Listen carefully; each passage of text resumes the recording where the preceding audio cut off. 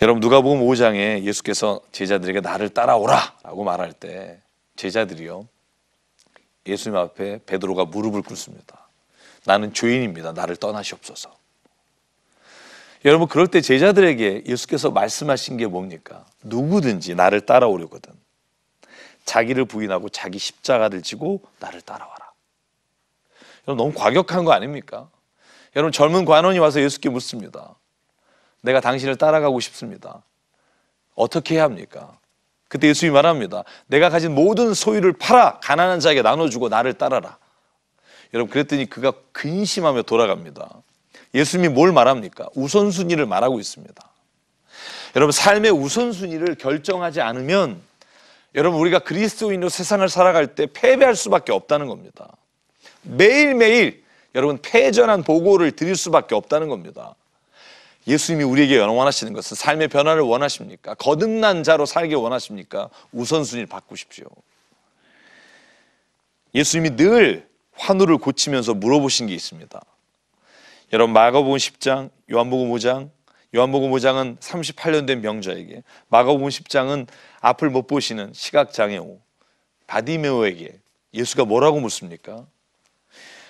다윗의 자손이여 나를 불쌍히 여기서서 외치고 오는 그 방해하면서 많은 사람들이 시끄럽다라고 말할 때 더 크게 외치는 그에게 예수님이 가서 이렇게 묻습니다. 이 장면이 저는 참 재밌습니다. 가서 이렇게 묻습니다. 내가 너에게 뭘 해주길 원하느냐? 여러분, 그 사람이 많은데 소리를 치며 올 때 사람들이 시끄럽다고 꾸짖는 것도 물리치고 왔는데 앞을 보지 못하는 시각장애우가 원하는 게 뻔하지 않겠습니까? 그런데 예수님은요, 38년 된 병자나 이 바디메오에게 묻습니다. 내가 너에게 뭘 해주길 원하느냐?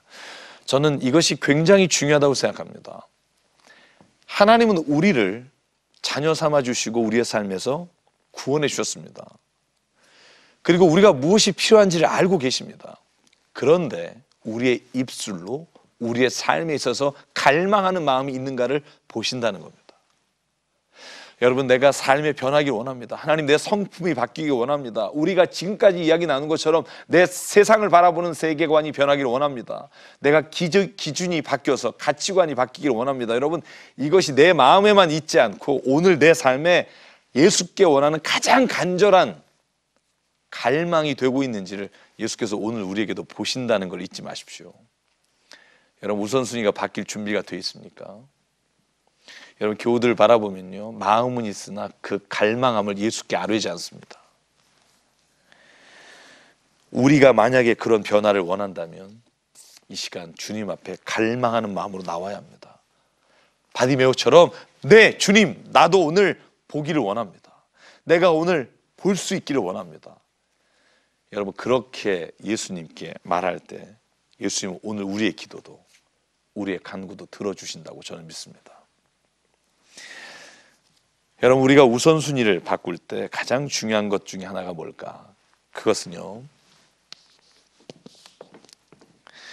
우리가 하나님의 말씀을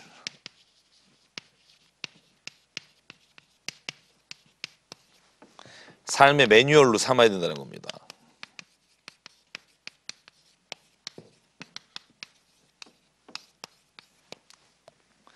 여러분, 하나님의 말씀을 삶의 매뉴얼로 삼는다는 게 무슨 말일까요?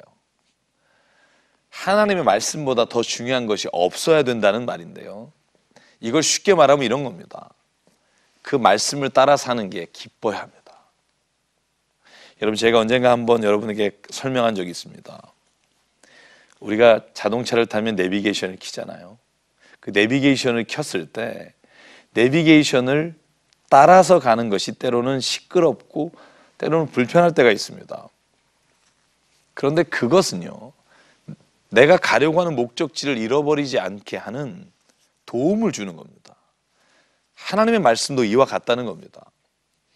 우리가 우선순위를 하나님께 두고 삽니다. 그런데 우선순위만 둔다고 되는 게 아니라 성경이 말하는 말씀 하나하나가 내 삶을 이끌어가는, 구체적으로 내 삶의 발걸음을 움직여가는 매뉴얼로 삼아야 합니다. 하나님이 하지 말라고 하는 것은 하지 말아야 합니다. 여러분, 우리가 내 욕심과 욕정에 끌려서 하나님이 하지 말라고 하는 것이 괜찮다고 생각하고 스스로 살아가는 게 얼마나 많은지 모릅니다. 점은 쳐도 되겠지. 동성애를 사랑해도 되겠지. 여러분, 우리가 성경에 나오는 말씀을 내가 가지고 있는 생각으로 바꾸려고 할 때가 얼마나 많은지 모릅니다. 여러분, 그것이요, 성경이 하나님의 말씀을 경홀하게 여기는 것이라고 말합니다. 로마서 12장 2절에 이렇게 말합니다. 너희는 이 세대를 본받지 말고 오직 마음을 새롭게 함으로 변화를 받아 하나님의 선하시고 기뻐하시고 온전하신 뜻이 무엇인지 분별하도록 하라. 이 세대를 본받지 않는 것, 내 마음이 새롭게 되어 변화를 받는 것, 그것이 다 어디에서 시작됩니까? 하나님의 말씀입니다. 하루라도 하나님의 말씀이 내 삶을 지배하지 않으면 하나님 앞에 우선순위를 두고 살아갈 수 없다는 겁니다. 하나님이 주신 말씀이 우선순위가 되지 않으면 내 삶은 변화되어 주님이 기뻐하시는 분량까지 성장할 수 없다는 겁니다. 여러분, 제가 읽은 책 중에 가장 제게 감동적인 책이 하나 있습니다. 예수라면 어떻게 할 것인가. 이 찰스 쉘던이라는 목사님이 쓰신 소설인데요.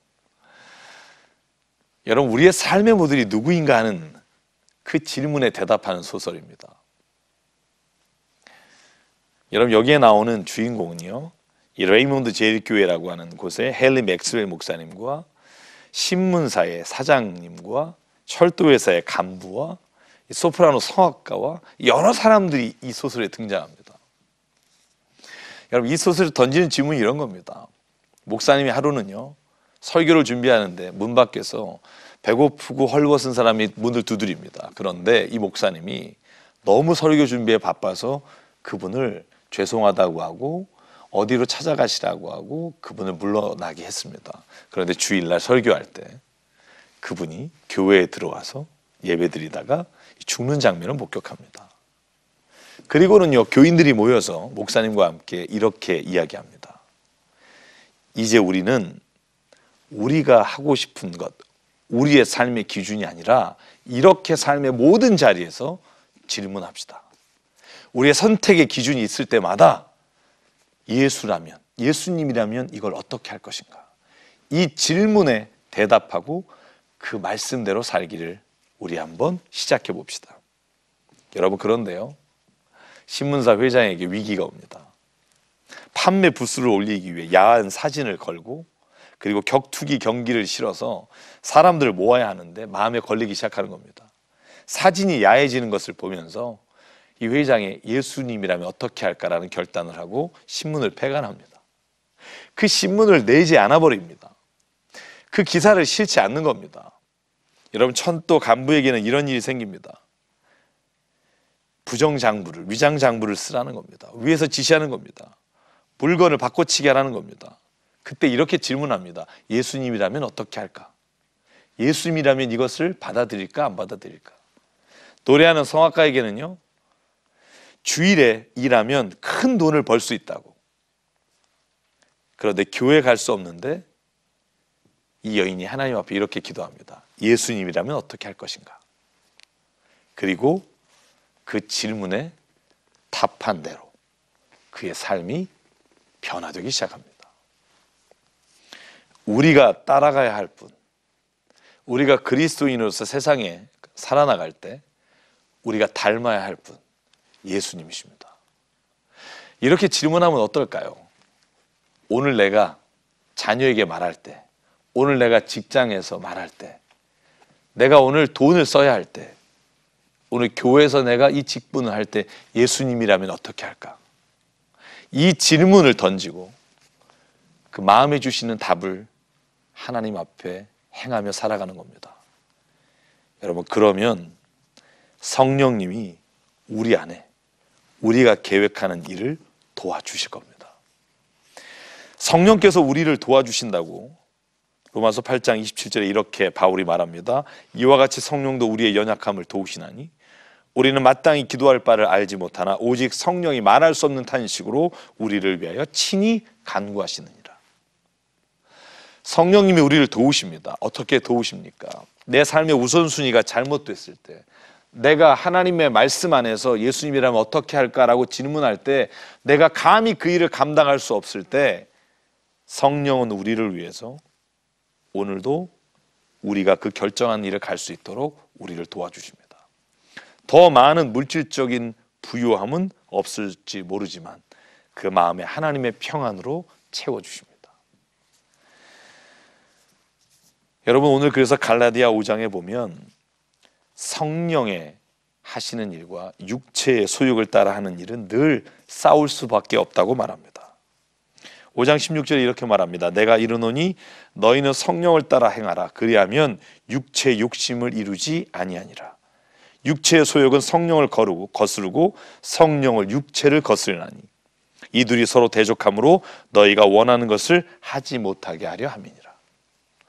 사랑하는 성도 여러분, 기억하십시오. 우리가 성령을 따라 살지 않으면 육체의 정욕과 욕심이 우리의 삶을 지배하게 됩니다. 우리의 마음은 비어있지 못합니다. 우리가 성령 안에 속하지 않으면 우리의 마음은 악한 마음으로 채워집니다. 그것이 우리에게 오늘 하루라도 긴급하게 하나님의 말씀으로 우리의 삶의 우선순위를 정하지 않으면 안 되는 이유가 거기에 있습니다. 육체가 원하는 것, 그것은 음행과 더러운 것과 호색과 우상숭배와 주술과 원수 맺는 것과 분쟁과 시기와 분냄과 단짓는 것과 분열함과 투기와 술취함과 방탕함이다.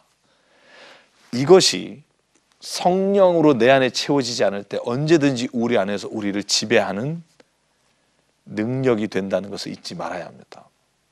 그래서 저희는요, 오늘 마지막 강의에서 결단했으면 좋겠습니다.